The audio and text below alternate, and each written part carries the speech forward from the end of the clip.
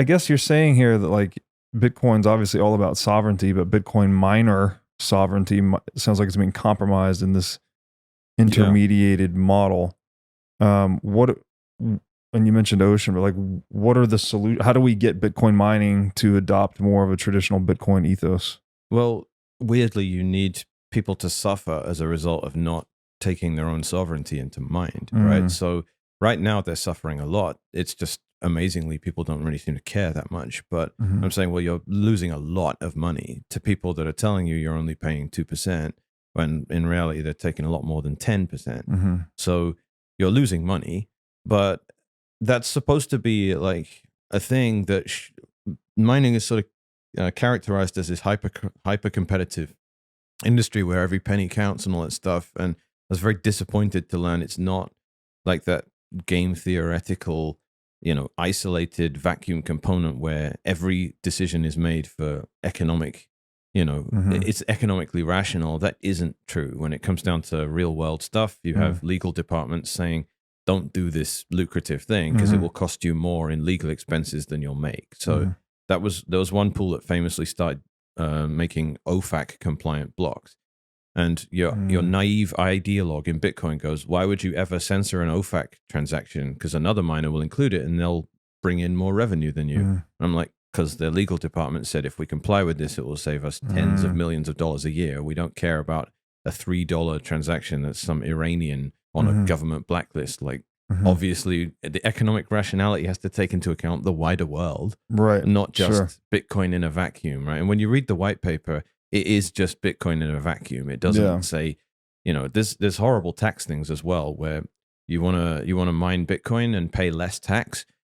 You can do so if you mine in a government approved manner, which is one of the whole things that terrifies me about Bitcoin becoming a political football with US politics. I'm like, I don't want, like, JFK was my favorite example of something that everyone really liked, that I was like, this sounds like the worst idea I've ever heard, where he said, I want to enshrine it into US law, the right for an American to run a Bitcoin node. And that was like, RFK. Yeah. Sorry, yeah. So I'm saying, can you imagine anything more horrifying than the US government defining what a Bitcoin node is? Can you think of anything worse than that? I can't. Like, you want to run an alternative client because Core becomes corrupt? You're not legally allowed to do it anymore and it's more expensive. Like, can you imagine that? And most Bitcoiners are like, that's great. Like, yay, pro-Bitcoin politicians. I'm like, is it inevitable though? Like, as Bitcoin becomes bigger and bigger and bigger, I mean, it's going to eat the political sphere too. So like, I see what you're saying, but like, is there any way to avoid this? I think it just comes down to like human corruption. Make it like, you're going to have centralized exchanges and they are going to make mistakes and get hacked and get robbed. And most of them have, or, have the people inside them run off with everyone's money, or just sheer incompetence, like companies like BlockFi accidentally sending people 750 Bitcoins instead of $750 and then ask for it back, and just hilarious clown world stuff like that. Like, you can have, eventually people will just, life comes at you fast, fuck around and find out. People are like, all right, I have to take custody of my coins. And in the mining world, you hope it's the same. Like, I'm so far underwater that I need to switch to a pool that robs me less. But I mean, this is the thing where I said I was disappointed, right? Because it turns out they're not solving for sheer revenue or efficiency or transparency or sovereignty or any of that. It was all cash flow and legal compliance. And then you can say, hey, do you want to make 18% more money? And they'll be like, yeah, but do you have the necessary compliance? Like, we need you to KYC everyone on the pool, or we actually can't take direct custody of what comes out the chain because that changes the tax implication for us. That was the one that horrified me the most. And I don't want to, I think this might be over compliance rather than mere compliance. So I don't want to be telling big people and miners out there that they can't mine with us because there's not enough middlemen involved to make it legal. But from my understanding, the Canadian tax setup was, if you rent hash rate to some big solo miner, which is basically the setup with the pools at the moment, 15% tax. If you're a Bitcoin miner, which means you get paid out of the chain and you start constructing templates and all that, which is what we need for decentralization, then you need to pay tax when it comes out of the chain, and you've got to pay tax when you convert it as well. So double taxation. And that it basically went, do you want to pay 15% tax or 30% tax? And the 15% one means you're not allowed to touch Bitcoin anymore. You need a third-party custodian that deals with all that for you. And there's one.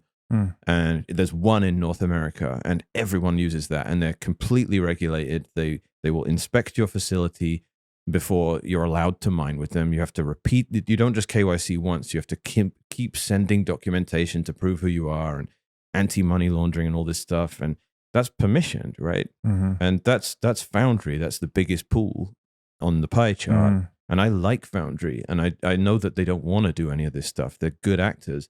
But the way they've been forced to act is just classic regulatory capture. Like, if you want to get those advantages and mine more profitably with them, they're still not as profitable as us, I will emphasize, but they are the best FPPS pool. If you want access to that, like, rather than the backwater tiny pools that are FPPS but take way more invisible commission, that we found the best pool was Foundry. If you want to mine with them, KYC. You're not allowed to mine Bitcoin. You've got to be a hash rate rental service, which doesn't allow you to touch stuff when it comes out of the chain. That's regulatory capture. That's classic regulatory moat. Yep. That is economic rationality, means do what the government says. Don't just be a cypherpunk.